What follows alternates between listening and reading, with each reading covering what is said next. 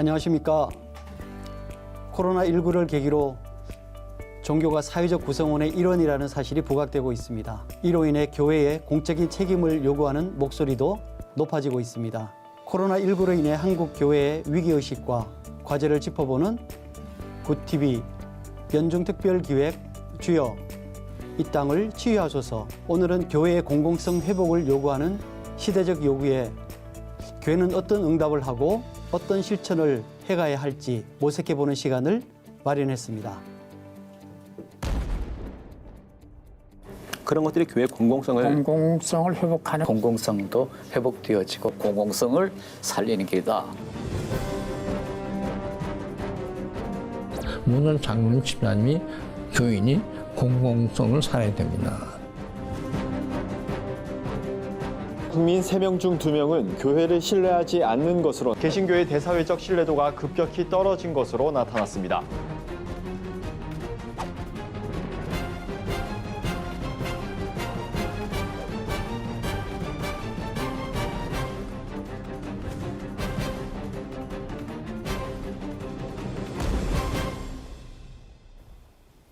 네, 오늘 함께 말씀 나눌 분들을 소개해드리겠습니다. 기독연구원 느헤미야 김동춘 교수님 나오셨습니다. 안녕하십니까. 장로회 신학대학교 성석환 교수님 나오셨습니다. 네, 안녕하세요. 더불어숲 동산교회 이도영 목사님 나오셨습니다. 반갑습니다. 은혜와 선물교회 송용원 목사님 나오셨습니다. 반갑습니다. 코로나19 상황에서 드러난 종교계의 모습이 이기적이라고 여기는 국민들이 절반이 넘는다는 조사가 있었습니다. 종교계의 가장 큰 문제점으로 부정부패를 꼽는 데 이어 집단 이기주의를 꼽았는데요. 그래서인지 교회도 최근에 공공성, 공적 책임 이런 말들을 많이 듣게 됩니다. 먼저 교회의 공공성이 뭔지 좀 짚고 시작하도록 하겠습니다. 김동춘 교수님, 이 공공성에 관해서 좀 설명을 부탁드리겠습니다. 네, 공공성이라는 말은 우선 쉽게 이해하기 위해서는 공공성의 반대말이 뭔가 생각을 해볼 필요가 있는데요. 그건 아무래도 신앙의 사사화 혹은 사사성이다. 뭐 어렵게 표현 들리겠습니다만은 너무 신앙을 이렇게 사적으로 사사로운 것으로 생각하는 것이 아니라 공적인 영역에서 기독교 신앙이 어떤 역할을 할 수 있는가. 이거에 이제 좀 고민하는 문제인데요. 종교가 점점 쇠퇴하고 종교가 사회에서 이제 주변화되고 있는 것처럼 보이지만 사실은 종교가 사회의 중요한 이슈로 지금 부각되고 있지 않습니까? 긍정적이든 부정적이든. 물론 최근에는 더 부정적인 측면으로 이렇게 부각되고 있는데 그런 점에서 교회가 이 공론장 안에서 교회가 어떤 역할을 해야 될 것인가라는 것을 고민하는 것. 이게 바로 공공성 문제고요. 두 번째로 이제 생각할 것은 그 기독교 신앙의 타당성 문제예요. 그러니까 나는 좋은데 내가 가지고 있는 믿음은 좋고 뭐 은혜스럽고 또 우리 기독교인들끼리는 서로 통용되고 있고 하는 것이지만 이거는 교회 안의 언어에 불과하거든요. 이 세상 사람들이 볼 때 또 사회가 바라볼 때 교회의 언어와 교회의 행태들이 타당성을 가져야 된다는 거죠. 이 타당성이라는 말은 그럴듯하게 들려져야 된다는 거죠. 그러니까 아무리 신앙이라 하더라도 난 우리 믿는 사람들의 것이니까 우리들끼리 이야기를 우리들끼리는 이렇게 할 수 있다. 이게 문제가 아니라 기독교 신앙을 이제 보편성을 더 생각해야 한다는 거예요. 일반 사람들이 볼 때도 불신자들이 볼 때도 이 기독교 신앙이 또 우리들의 모습이 그럴듯하게 보여줄 수 있도록 노력하는 거. 이게 저는 공공성이라고 생각합니다. 이도영 목사님께서는 그 한국 교회가 공공성을 회복하지 않으면 망한다. 굉장히 극단적인 얘기인데요. 말씀하셨는데 배경을 좀 설명해 주시면 좋겠습니다. 왜 그렇게 사용을 했냐면 사실은 그 말을 들어야 할 처지에 있는 우리의 처지를 인식하지 못하고 있기 때문에 어떻게 보면 잠자고 있는 한국교회를 좀 깨운다라고 하는 의미에서 조금은 자극적인 그런 문장을 사용한 겁니다. 그러나 사실은 그것이 어떻게 보면 극단적으로 보이지만 실질적으로는 가장 객관적인 평가를 하고 있는 것이라고도 볼 수가 있는 거죠. 초기 교회는 핍박을 받았죠. 그러나 칭송을 받았어요. 그런데 지금 한국교회는 핍박을 받지 않아요. 왜냐하면 세상과 별반 다를 게 없으니까. 그런데 더 놀라운 건 칭송을 받지 못하는 정도가 아니라 비난을 받아요. 그것은 우리가 그만큼 초기 교회에서 선포했던 그런 복음의 모습과 또 교회의 본질과 많이 멀어졌다. 그 원인이 저는 공교회성과 공동체성과 공공성을 잃어버렸다. 근데 그 중에서도 특히 공공성을 우리가 빨리 회복하지 않으면 한국 교회가 망한다라고 하는 굉장히 위기 의식과 문제 의식을 가지고 있기 때문에 그런 자극적인 문장을 좀 사용했죠. 네, 그렇습니다. 네, 송영원 목사님. 네. 만약에 그렇다면 교회의 공공성은 그리스도인이 아니라도 누구나 다 할 수 있는 공적 영역에서의 헌신과 봉사 이런 건데 교회가 하는 것과는 어떻게 다를까요? 그리스도인들이 공적 영역에서 하는 봉사와 그리고 세상에 이제 믿지 않는 세상 사람 시민들이 공적 영역에서 하는 봉사는 다른 점도 있고 또 같은 점도 있습니다. 우리 기독교 인간학에서 볼 때 우리는 사람을 하나님의 형상이라고 보지 않습니까? 근데 우리 창세기에서 말하는 인간이 타락한 이후에도 불구하고 이제 하나님께서는 모든 사람들에게 당신의 형상을 남겨두셨다는 거죠. 그래서 우리가 영적으로 하나님과 관계를 가질 수 있는 구원과 관계된 그런 관계적인 형상은 타락 이후에 우리가 상실했다 하더라도 인간이 인간다울 수 있는 그런 실체적 형상은 그럼에도 불구하고 하나님께서 일반 은총으로 모든 사람들에게 똑같이 남겨두셨습니다. 그래서 사람들은 다 그 안에 자연법도 갖고 있고 도덕, 양심, 그리고 인간답게 살아야 되겠다는 어떤 사회적인 어떤 공동체 의식 이런 것들이 있거든요. 바로 시민사회의 공익을 위해서 살아가는 공동체적인 존재로서 살아갈 수 있도록 하는 그런 신학적, 인간학적 바탕을 두신 거죠. 그런 점에서 예수 그리스도를 믿지 않는 분들도 분명히 인류 사회의 공동선을 위해서 하나님이 주신 그 일반 은총을 가지고 아주 깊이 봉사할 수 있습니다. 반대로 우리 믿는 사람들이 하나님께 받은 그 특별 은총, 우리는 구원의 은총까지 더불어서 받은 사람들임에도 불구하고 아브라함 카이퍼가 그런 말을 했습니다. 우리가 하나님 앞에 온전히 순종하지 못할 때는 오히려 공익적 존재로서 우리가 세상 사람들보다도 못하게 되는 결과가 많다. 그것은 세상 사람들은 자기가 알지도 못하는 사이에 하나님이 주신 일반 은총을 그래도 소중하게 여기고 있는데 우리는 하나님을 안다고 하면서도 하나님이 주신 특별 은총과 일반 은총을 모두 소홀히 여겼기 때문이 아닌가 이러한 어떤 비판을 하거든요. 그러한 점에서 공익적 존재로 살아가는 우리 그리스도인과 또 비그리스도인들 모두는 공통점도 가지고 있고 일반 은총이라는 그리고 우리는 예수 그리스도의 십자가 정신을 가지고 한다는 그런 특별 은총이라는 차이점도 가지고 있습니다. 말씀을 들어보니까 사실 공공성 이게 누구도 반대할 수 없는 정말 좋은 개념이라는 생각이 듭니다. 근데 모두에게 좋은 공동의 유익이라는 게 과연 있을 수 있을까 이런 생각이 또 들기도 하고요. 또 있다고 하더라도 그러니까 달성하는 것이 그렇게 가능할까, 쉬울까 또 이런 생각도 듭니다.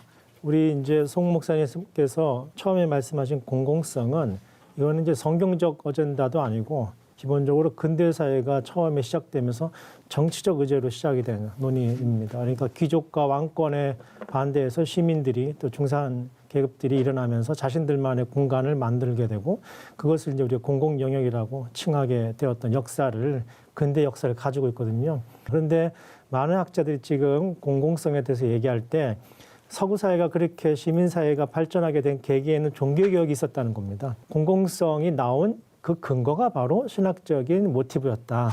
이런 얘기들을 복잡하게 말씀드렸지만 그런 주장을 하면서 그러므로 교회가 이 사회의 공공성을 높이는데 종교개혁적 마인드로 함께 해야 된다. 뭐 이런 논의들을 지금 하고 있는 것이고요. 근데 거기에 어떤 이익단체나 사회단체들도 공동의 선을 공공성을 높이기 위해서 자기네 유익을 타협하거나 물러서야 되는데 그게 굉장히 어렵지 않습니까?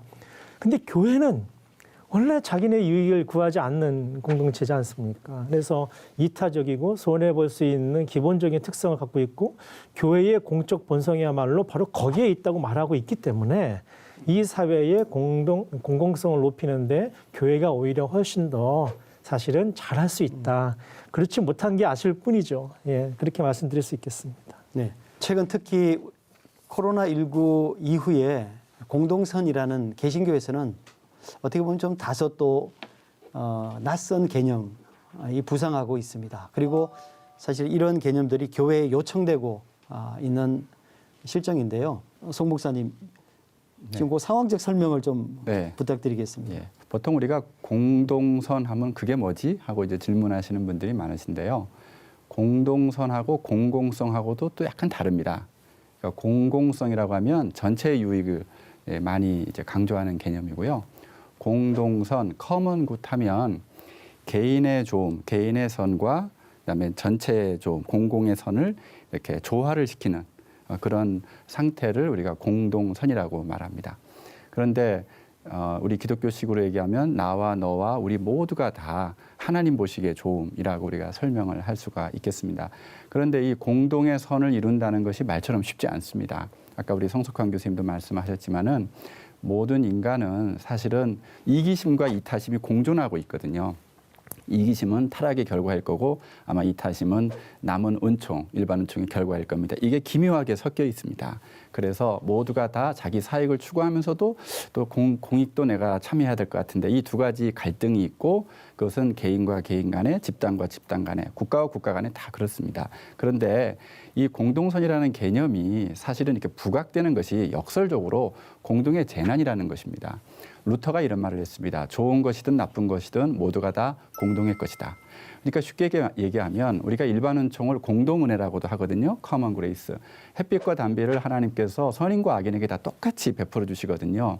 모두가 다 그 햇빛 아래 따스하게 있을 때는 아 우리가 다 연결돼 있구나 이런 생각 안 합니다. 좋은 거는 나만 좋죠. 참 좋다 이러고 마는데 공동의 재난, 예를 들어서 코로나 바이러스가 이게 교환되고 이게 퍼져나가면서 다 우리 모두가 다 연결돼 있구나라는 것을 각성하게 되고 나 혼자만 잘 될 수 있다라는 것, 나 혼자만 잘 살 수 있다라는 어떤 개인주의적인 가치, 소비주의 가치, 이런 상대주의 세계관의 가치를 가지고는 절대로 극복할 수 없는 이런 근대성으로는 우리가 이겨낼 수 없는 새로운 그런 거대한 이제 도전이 찾아온 것이죠. 그래서 이제 뉴욕 타임즈의 그 칼럼니스트인 토마스 프리드만이 이제 BC와 AC, 우리 전 주후를 이제는 비포 코로나와 애프터 코로나로 바꿔야 되겠다라고 얘기를 했지만 저는 오히려 한 걸음 더 나아가서 그거보다는 또 다른 BC, AC 아닐까? 바로 비포 커먼 굿에서 애프터 커먼 굿으로. 왜냐하면 공동의 재난을 통해서 모두가 연결되어 있다는 걸 다 알게 되고 환경위기나 우리 앞으로 이 지구 장래의 여러 가지 세계적인 이슈들이 어느 한 나라만 아니라 어느 한 종교만 아니라 어느 한 천재들 뭐 일반 어떤 특수한 엘리트들이 할 수 있는 것들이 아니라 모든 인류가 협력해야지 풀어갈 수 있는 그런 거대한 복합적인 과제라는 것을 우리가 알 때 이런 아주 비상시에 오히려 나오게 되는 이런 역설적인 상황, 저는 이것도 하나님의 아주 기묘한 그런 특별하신 섭리라고 생각합니다. 저는 일반 사회에서 주장하고 있는 그 공동선을 좀 더 급진적으로 실천할 수 있는 자원이 교회에 있다고 생각합니다. 삼위일체 신학이 가지고 있는 굉장히 급진적인 요소가 있어요. 성부 하나님, 성자 하나님, 성령 하나님을 공공성 차원에서 이야기를 해보면 바로 이 생태의 가치와 정의의 가치와 평화의 가치, 이것이 삼위일체 안에 녹아 있다라는 겁니다. 그런데 지금은 이 재난 사회에서 요청되어지는 수준의 그런 어떤 생태, 정의, 평화라고 하는 그 가치가 급진적으로 실천될 수 있는 요소가 사실은 성경 안에 있다, 이렇게 생각이 들거든요. 제가 저희 교회에서 실천한 많은 이야기들을 어느 세미나나 이런 곳에서 하면 그거 일반 NGO에서 하는 거면 기독교는 도리어 그런 것들을 좀 비판할 수 있어야 되지 않냐. 그것이 기독교의 역할이지 않냐. 이런 말씀을 하시더라고요. 그래서 제가 두 가지 말씀을 드렸어요. 하나는 과연 기독교가 그런 세상에서 정의를 추구하고 공동선을 추구하고 있는 사람들을 비판할 자격이 일단 되는가. 그만한 실천이 있었는가. 저는 자격이 지금 안 되고 있다라고 하는 것이고, 두 번째, 비난보다는 실제적으로 그 급진적인 가치를 실천할 수 있는 모습을 통해서, 그것을 보여주는 것을 통해서 대안적인 모습을 보여주어야지 그냥 이론적으로 비판을 해서는 지금 세상의 설득력을 가질 수가 없다. 그래서 저는 보다 급진적으로 교회가 실천할 수 있는 모습들을 실제적으로 보여주는 것, 저는 이것이 지금 요청되어지는 것이 아닌가, 이렇게 생각이 되어집니다. 네, 김동준 교수님. 네. 그런데 그 한국 교회 공공성이 왜 이렇게 결핍됐다고 얘기를 해야 되나요? 타락했다고 얘기를 해야 되나요? 아무래도 우리 한국 기독교의 신앙 구조가 너무 극단적이다. 말하자면 너무 신앙 지상주의에 갇혀 있다는 거죠. 이 말은 뭐냐면은 너무 이성이라든가 합리성이라든가 이런 기능보다는 뭐 믿으면 다 될 수 있다. 믿는 자에게 뭐 불가능이 없다. 이런 것들로 우리가 훈련받지 않았습니까? 교회에서 이렇게 설교를 지금도 듣고 있는 대부분의 성도들은 뭐 어떤 자기들에게 있어서 일어났던 어떤 놀라운 체험이나 이런 것들이 보면은 거의 공공적인 어떤 성격하고는 좀 무관한 너무 예외적인 케이스, 돌발적인 어떤 축복 이런 것들에 너무 이렇게 이 생각을 가지고 있거든요. 오히려 차라리 좀 더 합리적이고 이성적인 신앙이 필요하다. 왜냐하면 합리와 이성하고 너무 멀어지다 보니까 공공성과 멀어지게 되는 거죠. 그래서 극단적인 행동 이런 것들이 이렇게 나온다고 생각하고요. 두 번째는 기독교인들이 너무 자신들을 특별하다고 생각하는 것 같아요. 우리는 특별한 사람이다. 특별한 부르심을 받았다. 우리는 하나님께 뭐 선민들이다. 이런 사고. 그렇기 때문에 행동 방식이 너무 독특해요. 자신을 사회의 일원이라는 거, 교회도 사회의 한 구성원이라는 사고를 잊어버리는 것 같아요. 다른 사람은 몰라도 나만은 하나님 앞에 특별한 존재였으면 좋겠다라는 어떤 특권의식 이런 것들이 영적인 특권의식이라고 할 수 있겠죠. 이런 것들은 사실은 우리 교회 교육의 결과라고 생각합니다. 왜냐하면 우리가 어린 시절부터 받아온 주일학교 교육이라든지 우리 예배 때 선포되는 말씀이라든지 모든 것들을 가만히 보면은 우리가 다 구원받고 하나님의 백성이 되는 것은 너무나 중요한데 이렇게 특별 은총, 특별 구원에 대한 강조와 더불어서 또 하나의 중요한 축이 바로 이 일반 은총 그리고 일반 계시, 일반 섭리에 대한 하나님의 그런 보편적 역사에 대한 교육 이것이 분명히 한국 교회에 많이 부족한 결과였다 이렇게 봅니다. 이번에 코로나 바이러스가 터졌을 때 어느 모 교회에서는 그 성도들 보고 입을 벌리라고 그러고 그 안에 소금물을 막 뿌리고 막 기도하라 그러면은 바이러스가 떠나간다 침투하지 못한다 그러는데 그것은 전혀 우리가 납득할 수 없는 것이 바이러스도 그것이 우리에게 유익한 바이러스도 있고 치명적인 바이러스도 있지만 이 세상의 모든 것은 결국 하나님에게서 온 것입니다. 그런데 이런 일반 은총 영역에 대한 부분을 우리가 소홀히 하고 잘못 곡해됐을 경우에 바이러스를 우리가 그렇게 소금을 뿌려가면서 한다. 그리고 그런 하나님이 주신 의학이라는 그런 일반 은총 또 방역이라는 일반 은총을 우리가 너무 폄하한다는 것은 무엇인가 하면 우리 교회에서 신앙은 소중하고 이성은 나쁜 것이다. 이런 식으로 우리가 이원론적으로 가르쳤는데 사실은 신앙도 하나님이 주신 선물이고 이성도 하나님이 주신 선물입니다. 근데 이 똑같은 하나님의 선물을 우리는 너무 이분법적으로 생각했고 이성을 너무 과도하게 높여도 곤란하겠지만 이성을 우리가 너무 폄하하는 것도 하나님이 주신 은혜의 그 귀한 일반 은총을 우리가 곡해하는 것이기 때문에 저는 우리 한국 교회가 이 교회 교육과 우리 성도들의 어떤 영성 그 함양에 있어서 이 두 가지 은총을 우리가 같이 회복하는 그런 것이 아마 반드시 전제돼야 되고 코로나가 우리에게 주는 큰 교훈이라고 생각합니다. 이렇게 한번 생각해 보면 좋겠어요. 우리가 한국 교회가 지금 이렇게 공공성이 부족하다, 결핍돼 있다 이렇게 말하는 이유가 뭔가 큰 과오가 있거나 뭔가 부족한 결정적인 사건이 있어서 그렇다라고 생각할 수도 있지만 사실은 우리 한국 사회의 아주 빠른 발전, 정치적 발전, 경제적 발전이 세계사의 유례가 없을 정도로 압축적으로 발전을 해왔지 않습니까? 근데 원래 종교단체는 보수적일 수밖에 없거든요. 이 종교적인 보수적인 종교 단체들이 이 사회적 발전에 따라가지 못하는 속도의 차이라는 점에서 좀 바라본다면은 우리가 그동안 갖고 있는 교회 성장기에 열심히 기도하고 열정적으로 교회 섬기고 뭐 전도하고 이랬던 열정들이 옛날에는 교회 성장기 때는 그게 잘 먹혔는데 지금은 더 이상 먹히지 않는 방식이 됐어요. 그러니까 뭔가 도덕적인 윤리적인 타락이나 그런 문제도 물론 우려하기 있지만 우리가 선교적 관점에서 보면 지금 우리가 하고 있는 어떤 교회적 신학 행동이나 선교적 행동이 전혀 효과를 발휘하지 못하고 있는 데에서 발생하는 어떤 정서적 간격들, 절망감들, 패배감들 이런 게 있을 수 있습니다. 또 한측으로는 우리 한국 사회는 시민사회에서 공공성이 있었는데 너무 빨리 발전하면서 민주화가 이루어졌잖아요. 그러니까 이 민주화를 이루는 과정 속에서 굉장히 투쟁적이고 굉장히 싸움하고 뭐 극단적으로 대결하고 그랬는데 종교는 원래 이런 데로부터 조금 거리감을 둬야 되는 거거든요. 근데 그렇게 되다 보니까 한국 사회 그 시민사회는 정치적으로 급진적으로 발전하고 한국 교회는 정서적으로 보수적으로 지체되어 있던 상태에서 발생하는 정서적 차이들이 우리한테 굉장히 크게 다가오는 면이 없지 않아 있다. 그렇게도 좀 바라볼 수 있겠습니다. 상 교수님 말씀에 하나 좀 덧붙이고 싶은 것은, 그러니까 특정 개인의 잘못이라기보다도 이 전체적인 분위기나 시대 흐름에 대한 부분이 있다는 말씀인데, 저도 동의하거든요. 왜냐하면 그 프랑스 혁명 계몽주의 이래로 한 지난 300년 정도를 공동체 지수는 계속 저하되고, 왜냐하면 전통적인 가치들이 연대할 수 있는 것들이 많이 이제 무너졌기 때문에, 가족이나 종교나 민족이나 이런 것들. 그래서 점점 공동체 지수는 떨어지고, 지난 300년 동안 개인주의 지수가 계속 올라왔거든요.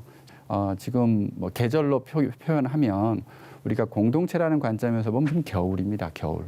그러니까 겨울에는 암만 씨를 뿌리고 뭘 해보려고 해도 되지가 않지 않습니까? 그러니까 공동체 지수가 최바닥에 내려와 있고 개인 지수가 가장 올라가 있는, 우리나라만이 아니라 이건 전 세계적인 현상입니다. 세계적인 현상인데, 그래서 뭐 하면 된다 이런 식으로 해서 될 일이 아니라, 지금 우리가 영적인 계절이 뭔가, 지금 역사적인 흐름이 뭔가, 이걸 잘 보면서 저희들이 나가야 되는데, 그래도 역시 이번 코로나19 사태는 그런 개인주의 시대에 어떻게 보면 종언을 구할 수 있는 그런 아주 중요한 역사적 분기점으로 지금 될 수도 있지 않을까라는 그런 학자들의 의견도 있거든요. 물론 좀 더 지켜봐야 됩니다. 잘못이 있다면 유일하게 그걸 이렇게 잘못이라고 표현할 수 있는지 모르겠어요. 과거에 잘 먹히던 방법을 계속 고수하는 거예요.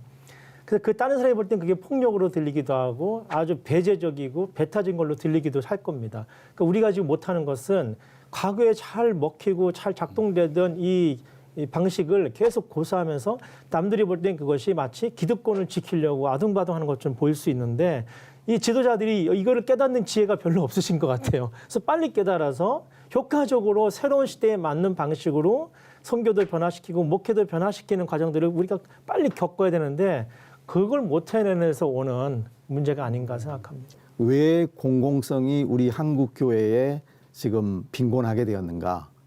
이런 문제를 좀 시대 상황적인 맥락에서 약간 말씀을 좀 드린다면, 사실 우리 한국 기독교의 초기 기독교는 신앙만, 복음만 가지고 들어온 게 아니라 이 서구의 나름대로의 진보된 하나의 문명을 가져왔잖아요. 교육이나 복지라든가 의료라든가 학교라든가 이런 거를 가져왔잖아요. 그러니까 일반 은총의 도구를 가져왔어요. 그러니까 그 시대에는 한국 기독교가 일종의 일반 은총의 전달자가 되었습니다. 그래서 복음과 함께 일반 은총의 선물을 주었기 때문에 교회의 사회적 위상이나 역할은 굉장히 인정을 받았어요. 근데 지금은 일반 은총의 혜택을 받은 일반 사회가 그 기독교가 전달해준 그 혜택으로 말미암아 사회가 나름대로 발전했습니다. 그리고 우리 일반 사회는 나름대로의 민주적이고 상식적인 방향으로 흘러가고 있는데, 교회는 정작 그 선물을 전달해준 주체임에도 불구하고 여전히 은혜로만, 믿음으로만, 신앙으로만 이거 외치다가 사회보다 퇴보된 집단이 되고 말았어요.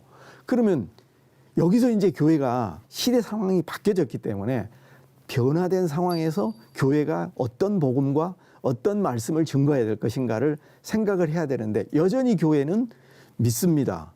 또 신앙 제일주의 이것만 붙들고 나아가고 있다는 거죠. 그러니까 안 되는 거죠. 네. 또 우리 사회에서 공공성에 가장 부합된, 가장 절실하게 요구되는 표현들이 뭐냐면, 말씀하신 대로 그 정치적 표현이에요. 여기서 말하는 정치는 여의도 정치로 막 싸우고 그런 게 아니라, 인간의 삶의 공공성을 높이는 건 대체로 우리가 말할 때 학문적으로 정치적으로 산다 이렇게 얘기합니다. 인간은 정치적 동물이니까. 공적인 어떤 도덕들, 뭐 조국 사태 겪으면서 여러 가지 담론들이 공정의 문제 많이 늘어났잖아요. 그래서 이제는 어떤 얘기를 하든 간에 그 코드나 그 문법에 맞게끔 표현을 해줘야 되거든요. 자기 주장을. 복음도, 교회도, 말씀도, 가르침도, 교육도 이제는 우리 사회에 맞는 공정의 문법과 공공성의 문법에 맞게끔 표현할 수 있는 좋은 연구를 해야 되는데, 많은 교회들이 그걸 담아내지 못하고 있고, 작은 교회들, 몇몇 교회들이 모범적으로 하고 있으니까 이런 사례들을 우리가 유의해서 잘 보면 좋겠습니다. 여러 가지 얘기를 많이 해주셨는데요. 네. 한국 교회가 오랫동안 어떤 내적 정체성에 굉장히 집중하지 않았나 이런 생각을 또 해보게 됩니다. 그래서 지금은 말씀에서 우리에게 가르치는 것처럼 소금과 빛의 역할을 우리가 성실하게 사회의 한 구성원으로서 해나가는 외적 정체성을 또 강화할 때가 아닌가. 그래야지만 기독교가 올바른 사회에서의 건전한 종교로서의 역할을 감당할 수 있지 않겠는가 또 이런 생각도 함께 해보게 됩니다. 코로나 시대에 세상의 도전을 받는 한국 교회와 성도들이 다시금 복음의 빛을 발하기를 소망하는 굿TV 연중 특별기획 주여 이 땅을 치유하소서. 오늘은 교회가 지금 사회로부터 요구받는 공공성이 어떤 것인지, 교회의 공공성을 회복하기 위해 어떤 노정을 취할 것인지에 대해 논의하고 있습니다. 사실 교회가 제가 개인적으로 생각해도 많이 부족한 부분이 많은 것 같아요. 교회만을 보는 것이 아니라 또 지역과 공동체를 보는 교회여야 하는데, 사실 지금의 교회는 우리 성도들만 보고 울타리를 쳐놓고 세상에 대해서 약간 배척하는 분위기가 많은 것 같습니다. 사실은 또 뭐 빛과 소금이라고 말은 그런 단어들을 사용을 하기는 하지만 안 믿는 사람하고는 대화를 안 하려고 하는 그런 모습들이 같이 살아가는 이 안에서 아무래도 싸움을 좀 일으킬 수 있는 부분들이 많은 소지가 있다고 생각을 합니다. 교회가 그 광화문에 모여서 집회한 이후로 좀 많은 확진자가 나오고 나서 그냥 교회가 모인다는 거에 대한 사람들의 좀 안 좋은 인식이 있으니까 그게 이렇게 좀 사람들한테 민감한 반응을 이끌어내지 않을까. 교회가 자기 공동체 안에서만 그 성경을 지키고 자기 신앙을 지키고 믿음을 지키는 것이 아니라 그의 삶에서 이루어져야 된다고 생각을 하고 그런 사회적 책임이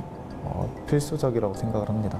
중심인 예수 그리스도가 무너지지 않았나 싶어요. 주변 이웃들에게 좋은 섬김의 자세로 임해야 된다고 생각을 하고, 또 물론 아닌 건 아니다고 말할 수 있는 용기도 있어야 되고요.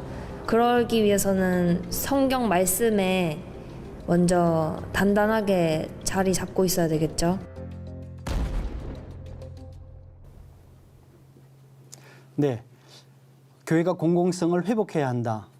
사회 전체의 공동선을 위해 노력해야 한다는 데는 대체로 이견이 없는 것 같습니다. 그렇다면 교회는 공동선을 위해 어떤 역할을 할 것인가, 또 어떻게 새로운 신앙 표현으로 담아낼 것인가 하는 과제를 아마 교회가 지금 가지고 있는 게 아닌가 하는 생각이 듭니다. 또 구체적인 실천 방법이나 또 현장의 상황에 따라서 조금 달라질 수도 있겠지만 송영길 목사님, 이 부분에 관해서는 어떻게 생각하십니까? 네, 세상에서 얘기하는 공동선은 사람들 사이에 좋은 관계를 이제 만들어가는 것이고 또 사람과 자연과의 관계를 좋게 만들어가는 것이라고 할 수 있겠습니다. 그런데 우리 성경에서 말하는 공동선은 그것의 근본이 되는 하나님과 우리의 좋은 관계를 올바르게 회복하는 것, 그걸 이제 영적인 공동선이라고 할 수 있겠죠. 그래서 영적인 공동선이 바탕이 되지 않으면 사실은 사회적 공동선이 온전히 구현되기가 쉽지가 않습니다. 그런 점에서 교회가 하나님 나라의 전령으로서 이 땅에 존재해야 되는 존재 이유가 거기에 있다고 보겠습니다. 성경에서 공동선을 가장 잘 보여주는 구절 중에 하나가 바로 선한 사마리아인의 비유, 그리고 우리 주님이 말씀하신 잃은 양 찾기입니다. 그러니까 99마리가 안전하게 있는데 그것을 계속해서 안전하게 하는 것보다 정말 한 마리의 잃은 양을 가서 찾으러 가는, 그것이 바로 공동선의 그 모델이라고 할 수 있겠습니다.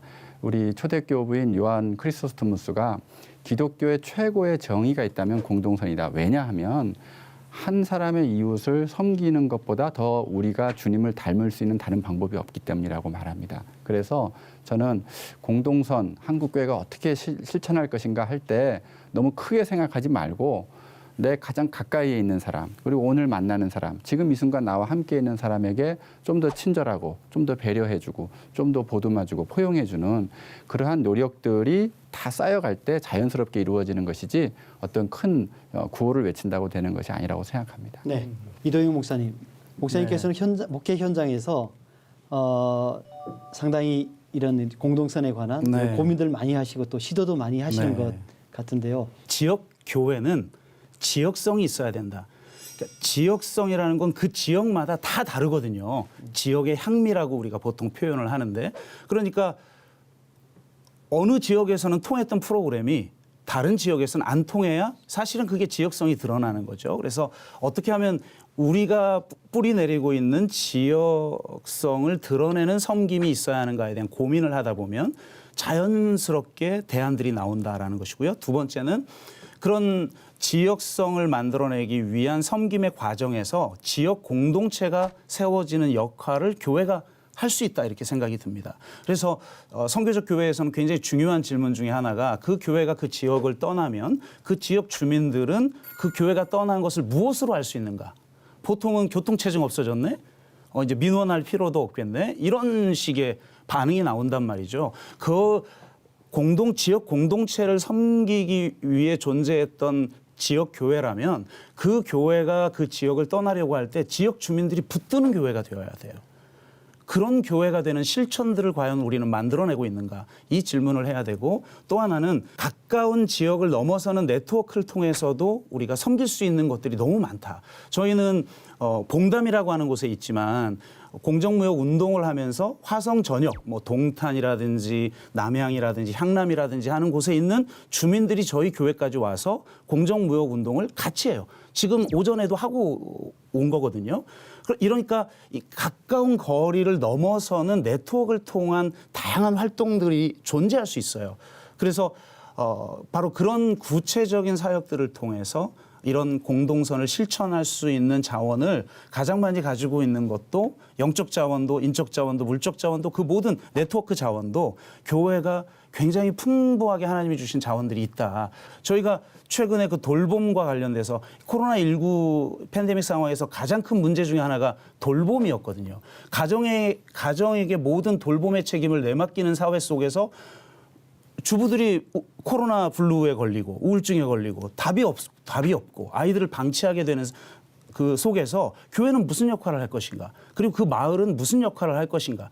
라고 하는 그 고민이 평상시에 되었다면 아무리 코로나 팬데믹 상황 속에서도 교회는 누구보다도 앞서서 세상을 섬길 수 있는 것들이 무궁무진하다라는 거예요. 네. 교회가 이 공공선을 실행하면서 또 그것을 달성하기 위해서 우리가 선결 과제라는 거 혹시 있을까요?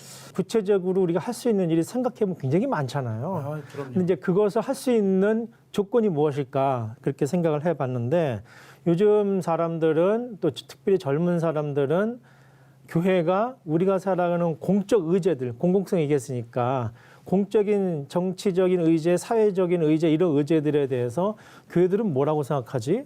이런 궁금증을 굉장히 많이 가지고 있어요. 돈을 위해서 자기의 영향력을 확장하기 위해서 얼마나 동분서주하고 있습니까 우리가. 스펙을 쌓기 위해서 얼마나 많은 젊은이들이 시간을 버리고 돈을 버리고 있습니까. 그렇게 해도 안 되는 게 많잖아요. 그래서 잘못된 권력관계에 우리가 다 짓눌려 있다는 거죠.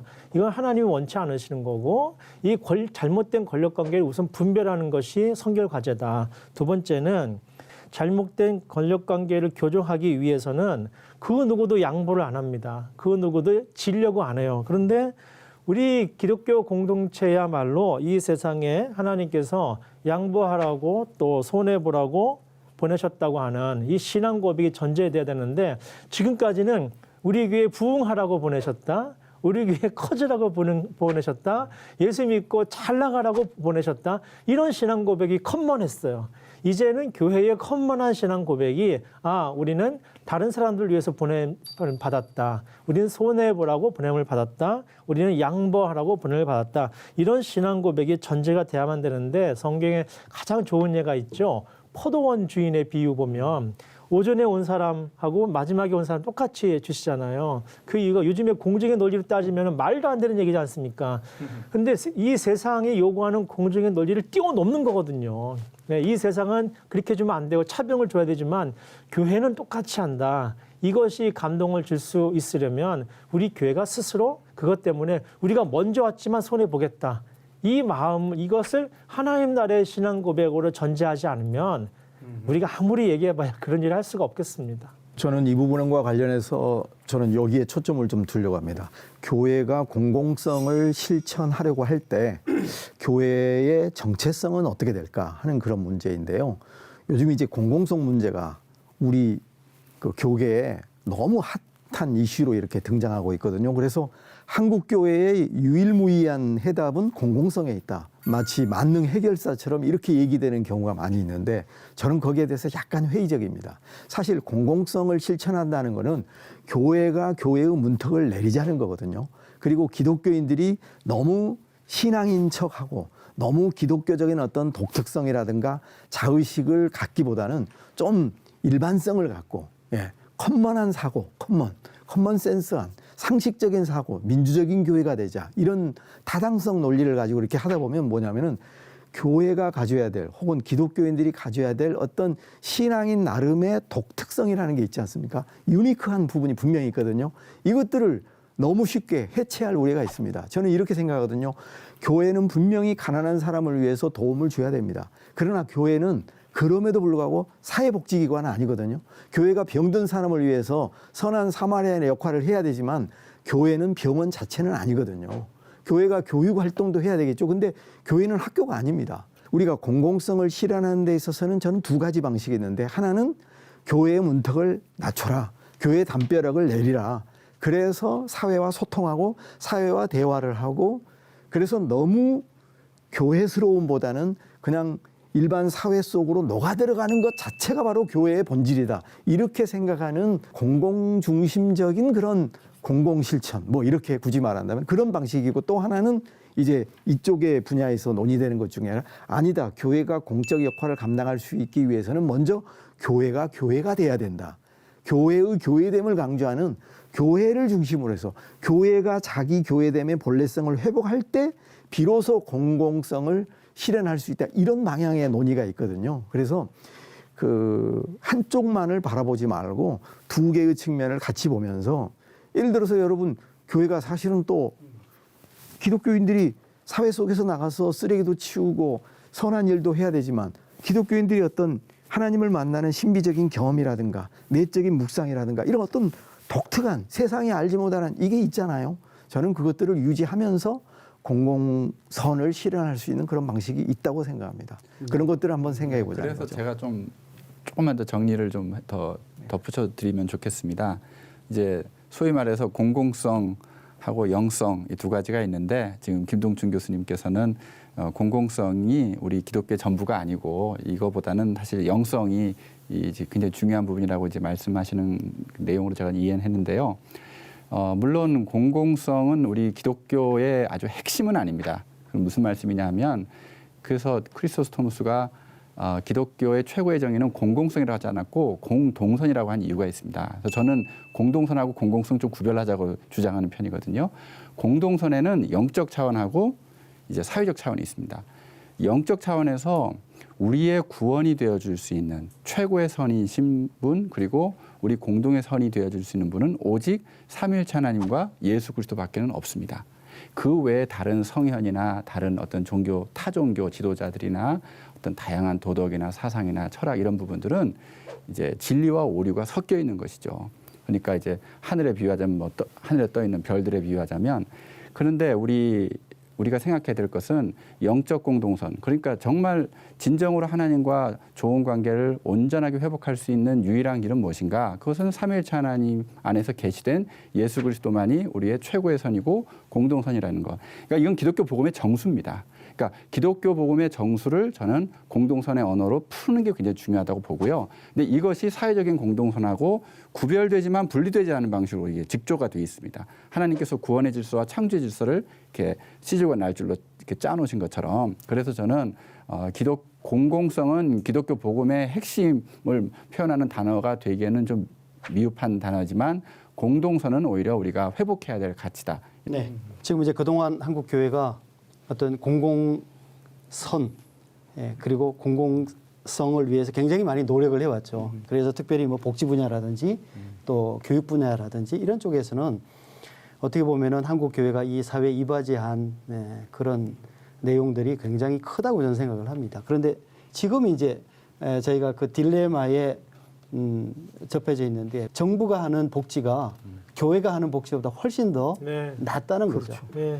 또 일반 단체 NGO에서 하는 교육이 그동안 교회가 기독교 이름으로 걸고 했던 교육보다 훨씬 더 민주적이고 사회에 타당성 있는 교육을 지금 하고 있다는 겁니다. 지금 사실 유럽의 기독교가 유럽 독일 교회의 디아코니아 이 사역이 딜레마가 빠진 이유가 뭐냐면은 교회보다 국가가 너무 사회보장 복지제도가 더 많이 만들어내는 거예요. 교회가 하고자 했던 일을 국가가 다 하고 있어요.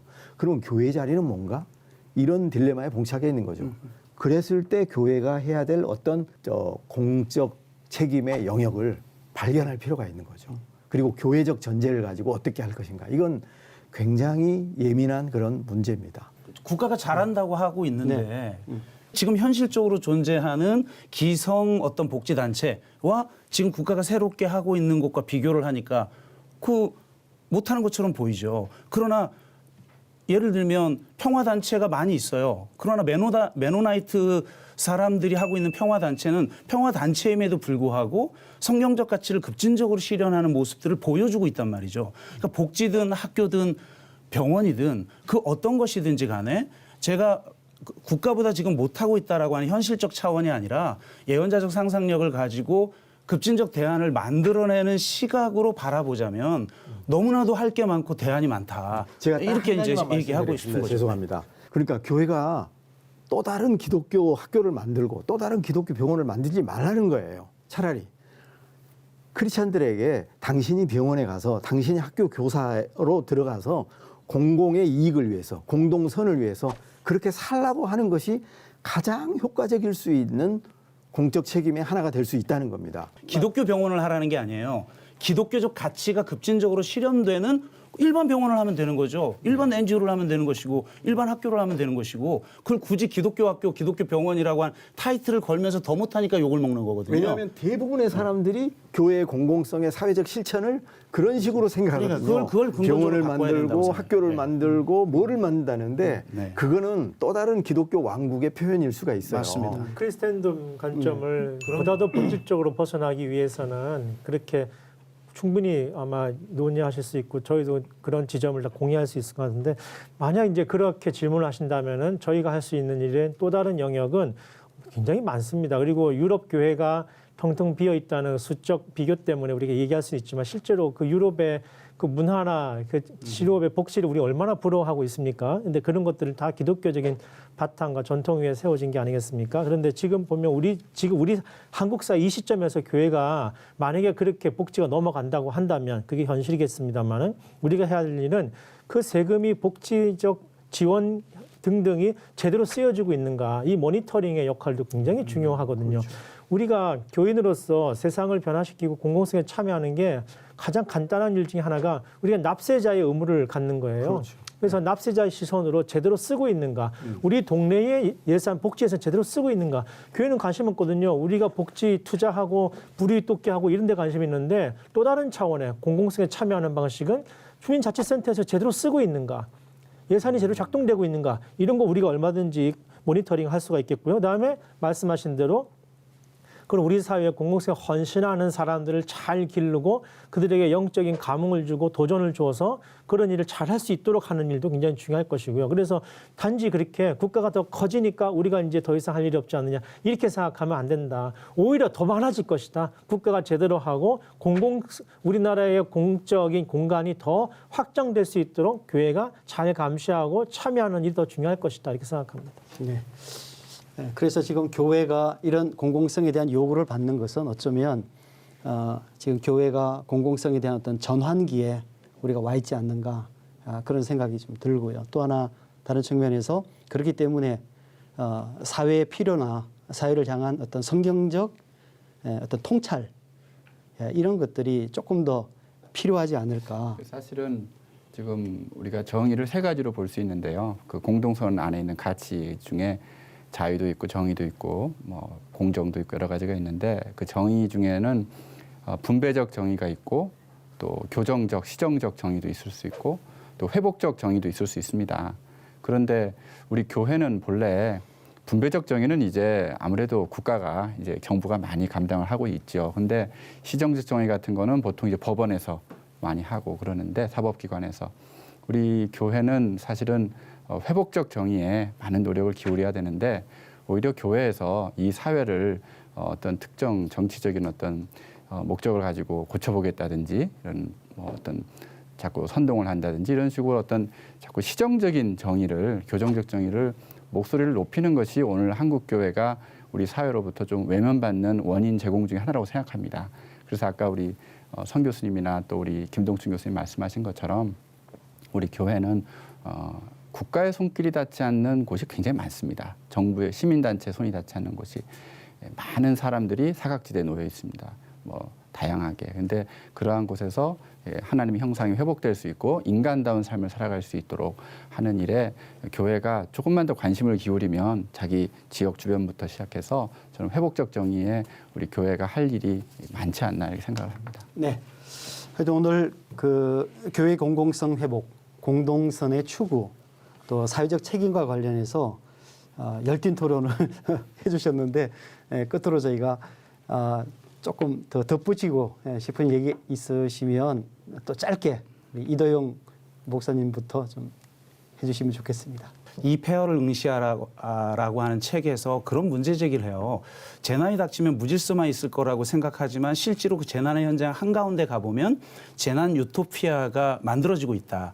그런데 그걸 말하고 있는 그 책에서 종교에 대해서 이렇게 얘기합니다. 종교란 재난이 일어나지 않는 일반적인 상황 속에서 그 재난 유토피아를 실현할 수 있도록 고안된 장치다. 너무나 멋진 말이잖아요. 세상은 교회를 그렇게 바라보고 있어요. 그런데 교회는 그 재난 유토피아를 전혀 보여주지 못하고 있다는 거죠. 그래서 저는 이번 기회에 이 공동선이 주제가 되면서 정말 재난 유토피아를 보여줄 수 있는 그래서 때로는 위험을 방역 지침을 철저하게 지키되 위험을 무릅쓰는 자로 파라볼라노이로서 적극적으로 실천할 수 있는 교회가 되었으면 좋겠다. 이렇게 생각합니다. 이번 코로나 사태는 두 종류의 기독교가 충돌하는 것을 보여줬거든요. 하나는 뭐냐? 예를 들어서 정광훈 목사라든가 태극기 부도와 같은 극우 기독교들의 이 코로나에 대처하는 모습, 행태였거든요. 이게 뭐냐면은 그냥 막 광란의 그런 집단들, 광장에 와서 의료 지침을 무시하고 집회를 강행하고 이런 것들은 뭐냐? 결국 공동선이라든가 공공성에 위배되는 그런 행동을 거침없이 했다는 거죠. 근데 일반 기독교, 일반 우리 한국 개신교 중에서는 사실 이 사태 앞에서 상당히 당혹스러웠어. 교회 문을 닫아야 됐잖아요.